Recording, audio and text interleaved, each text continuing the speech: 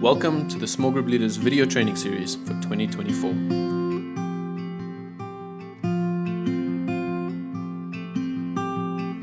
Hello everyone, this is a really practical session that I want to invite you in. If you are in a small group or you host a small group where small children, toddlers are part of the package, this session is for you. So I want to start off by saying we all know that if we look at Luke 18 that Jesus invited children to him, and we know that is the heart of the gospel. There's a space for our children at the table of the Lord. But if you and I are honest, in that phase of our lives, it's often hard to manage small group with all the toddlers. We often have more toddlers than grown-ups into a room. It's often messy and loud and inconvenient. But the worst thing you and I can do is to step away and disengage from small group during that stage of our lives. So I just want to share a couple of practical tips. If you have more, please let us know and let's continue to share around this topic. But how can we make it as accessible for families with younger children to continue to partake of small group and to make a contribution into their small groups? Because we want to demonstrate a culture to our children where small group and going to small group and the same with church is part of what we do. It's part of our lifestyle. It's part of the disciplines and the rhythms of our lives. So tip number one is let's consider the routines of the children. So that can practically mean that children need to be in bed at a certain time. The evening, maybe 8 o'clock is a cutoff time. So why don't we start the small group by shifting the order around a little bit instead of focusing too much on the socialization in the beginning and then moving into the more serious part of small group? We can start with that. We have a solid start at a specific time. We do our welcome, we engage around the word, and then we continue to create a space where we can socialize and connect with one another. But those who need to go can then be released without pressure to take their children back home. And there's a space for them to come to small group but not be so tired the next day and have a terrible evening because everyone is out of routine. A second tip is to really create a physical space where the children can feel welcome. So it would be great if that can be kind of behind a closed door or a little bit outside of sight of the physical space where the small group is meeting, where they can play and stay around. Not all our homes are that big, but there might be an opportunity to be creative. Sometimes it can mean that the children play inside of the house and the cell group is meeting outside. Ways we can just split into two specific areas where we can accommodate the children outside of the small group. We can be creative with that, but I want to encourage us to also consider the practical needs of the children. They will get thirsty. You know, I've seen many of my children, especially when they were younger, you just give them food when you leave the house, but when they enter into someone else's home, they're hungry all of a sudden. And then you as a mom, you might feel embarrassed because you just gave your child food and it looks like you didn't prepare.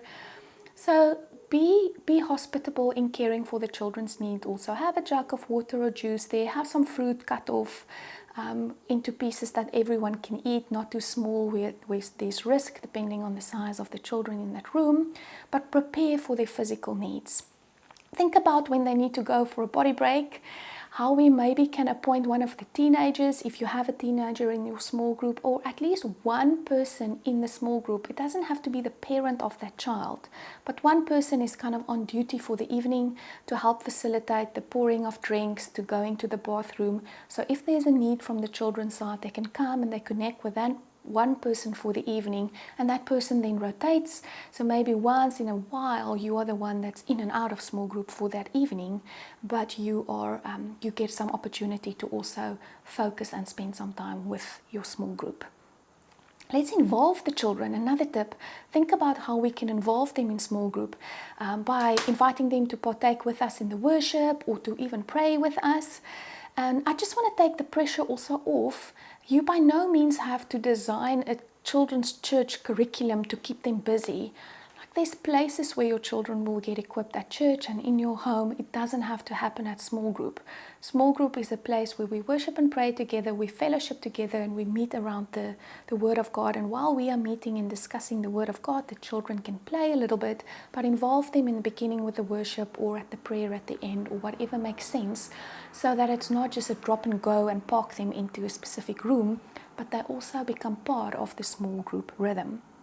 I've already mentioned, but don't feel pressured that you have to teach the children. And I remember at those times when I would have hosted small groups, you feel like you need to Google for activities and how you can demonstrate things. I want to release us from that pressure. We're not running a children's church. There's people who can help us with this. We really just want to create a safe space where the children are welcome and they can play together, and the parents can meet.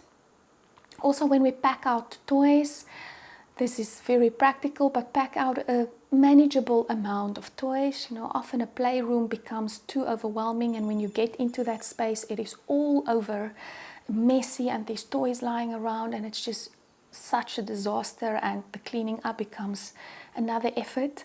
So pack out manageable amount of toys where people can play with, and at the end, all of us take part in cleaning up and packing the toys away, so that it doesn't become the responsibility of the one hosted to clean and just unpack a mess that looks like a whirlwind went through all of that toys. So let's help them serve, say this is the culture we want to create, quickly pack up before we go and we leave.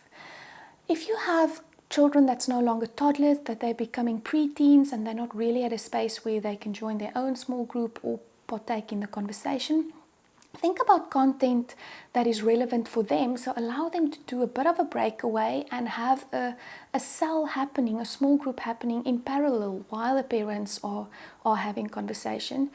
Now, we've often used some recordings that the Val and Werner made about servant leadership. They recorded it in Afrikaans and English, 4 sessions that's age appropriate for these 10 to 12-year-old group, where we then appoint them and say, you are the cell group leader for tonight, tomorrow, or next week someone else is leading the conversation, and they get a space where they can facilitate cell group as young teenagers as they prepare to also become small group leaders and growing up. So allow them the space to serve their own generation and help them with relevant content that they can do in those sessions. So in closing, I want to say that small group is really the place where we practice to love other people well. The commandment that the Lord gave to us is love the Lord and love your neighbors. And often in small group, it's a space where we love people who are different to us, who have a lot of children or who have busy children or things that we deem inconvenient. But it's a place where we can grow and practice to really love people well, and facilitate that season and join that season of their lives to finish strong, to make sure they don't step back, disengage, and lose out on the growth that is available to them during that season of their life. So enjoy the chaos, make the most of it. Let's be a healthy congregation across generations.